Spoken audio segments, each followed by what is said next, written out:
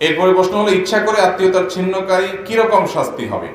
যদি কেউ ইচ্ছাকৃতভাবে আত্মীয়তার সম্পর্ক ছিন্ন করে, তাহলে সেক্ষেত্রে সে কবিরা গুনাহে লিপ্ত। আর কবিরা গুনাহে লিপ্ত হলে তার শাস্তি হলো জাহান্নাম, সাধারণ কোনো শাস্তি নয়। আত্মীয়তার সম্পর্ক ছিন্ন করা ছোট কোনো গুনাহ না, ছোট কোনো পাপ না ভাই, বড় পাপ, বড় পাপ, বড় অপরাধ। রক্ত সম্পর্কীয় আত্মীয় ভাই বোনের মধ্যে সারাদিন লেগে থাকে, ঠিক না ভাই? ঠিক। সংসার একটু ভারী হইলে হাজারটা সমস্যা হতে পারে। হয় আমার ভাইয়ের ভিতরে সমস্যা আছে বুঝলাম, তারপরেও দিন শেষে আমার ভাই। আমার বোনের মধ্যে সমস্যা আছে, বদখাসলত আছে, অনেক দোষ আছে বুঝলাম, কিন্তু তারপরও সে আমার বোন। আমাদের দুইজনের রক্ত এক। আল্লাহ ফরজ করে দিয়েছেন আনতাসিলুল আরহাম, রক্ত সম্পর্কীয় মানুষগুলোর সাথে সম্পর্ক তোমার জোড়া দিয়ে রাখতে হবে, এটা ফরজ। মনে না চাইলেও করতে হবে। আর কিছু না পারেন খোঁজ খবর নেন, দেখা হইলে সালাম দেন, মনে দুঃখ পরাণে থাক, কিন্তু তারপরও যোগাযোগ রাখতে হবে। কোনোভাবে সম্পর্ক ছিন্ন করা যাবে না। হ্যাঁ, রাগ করতে পারেন, রাগের চলে 3 দিন কথা বললেন না, এতটুকু অধিকার আছে।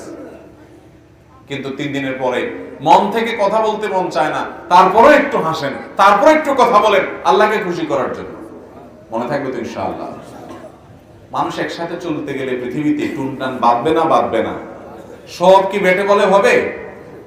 আপনার সব ভাই বোন একরকম হবে না। একটা বোন এত উপকার করেন, তারপরও আপনার মায়ের সাথে কাছে আপনার নামে বদনামি করে, শুধু আছে না নাই? শুধু এটা চায় সেটা চায়, দিতে দিতে দিতে শেষ, তারপরেও তাদের খুশি করা যায় না। এরপরও তারা নাখোশ, এরপর আপনার বউয়ের পিছে লাগে, এরপর আপনার ছেলে মেয়ের পিছে লাগে। লাগুক, সে যদি খারাপ করে সে আল্লাহর কাছে বিচারের মুখোমুখি হবে। কিন্তু আমি তার ভাই হিসেবে তাকে সম্পর্ক ছিন্ন করতে আর যা পারি সম্পর্ক ছিন্ন করা।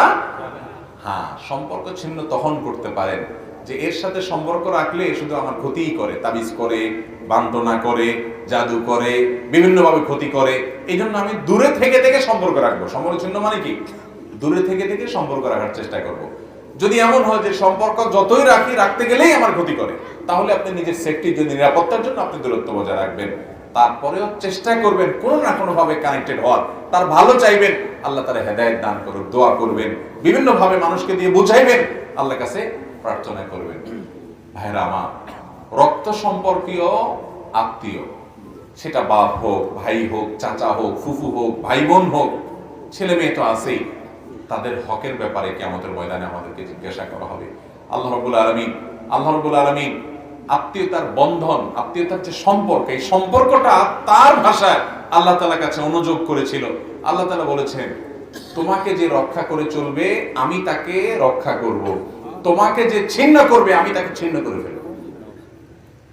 অনেক মানুষ আছে নামাজ কালাম পড়ে, দিনদার, সব ঠিক আছে, কিন্তু রক্ত সম্পর্কীয় আত্মীয়দের সাথে সম্পর্ক তো নাই, বরং দুনিয়ার সবচেয়ে বেশি শত্রুতা এদের সাথে। আছে না নাই? সবাই তো ফেরেশতা হবে না ভাই, সবার সাথে বেটে বলা হবে না, কিন্তু তারপরে নিজে ভালো থাকার চেষ্টা করতে হবে।